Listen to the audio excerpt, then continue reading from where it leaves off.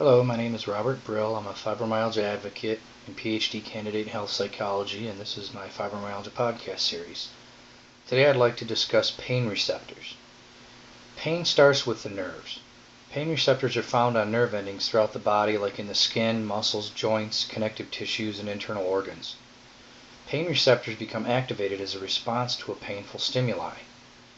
The stimuli may involve trauma or injury, but in the case of fibromyalgia, where pain states like hyperalgesia and allodynia are present, the stimulus may be very mild or nothing.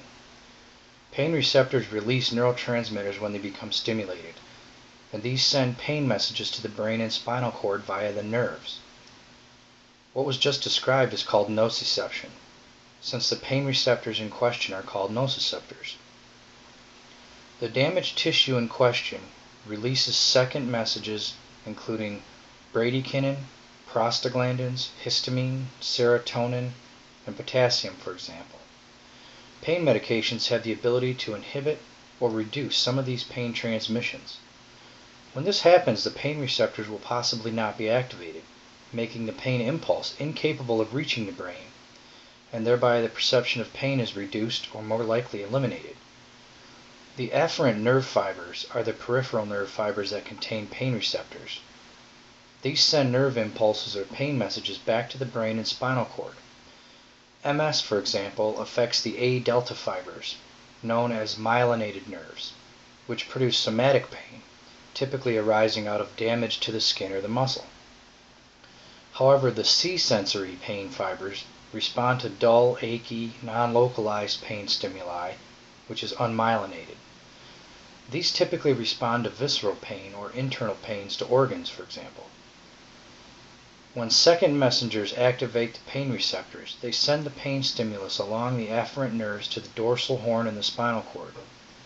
These pain signals are then sent to various parts of the brain for a response. The last step in the pain transmission is the brain responding and telling the body how to react, to do something. These impulses move along the afferent nerves to the brain.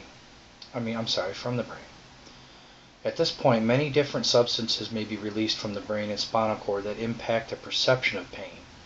These neurochemical modulators, which include endorphins, which are the natural opioids, and serotonin and norepinephrine. Pain medications and antidepressants acting as painkillers target these processes to address pain. The neurotransmitter glutamate is the dominant neurotransmitter when the threshold to pain is first experienced, and is associated with acute pain that warns us that something's wrong. Substance P is a peptide that is released by C fibers, usually associated with chronic pain, often found in high levels in those with fibromyalgia. Glycine suppresses the pain transmission in the dorsal root ganglion, blocking the potential for pain or inflammation. Neuropathic pain is pain caused by trauma or injury to the nerves from damage, inflammation, or tumors, for example.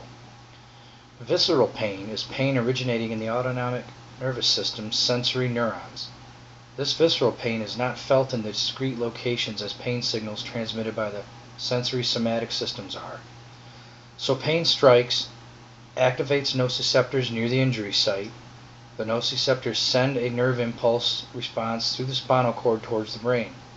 This happens in a fraction of a second. The spinal cord acts as a middleman in the pain transmission process most of the time, but can actually mitigate a response to some pain with reflexes. The dorsal horn in the spine acts as a central hub for information. So some responses come from the brain and some from the dorsal horn. The brain does most of the work though. The brain makes sense out of the injury, cataloging the pain, and gearing up to make a response.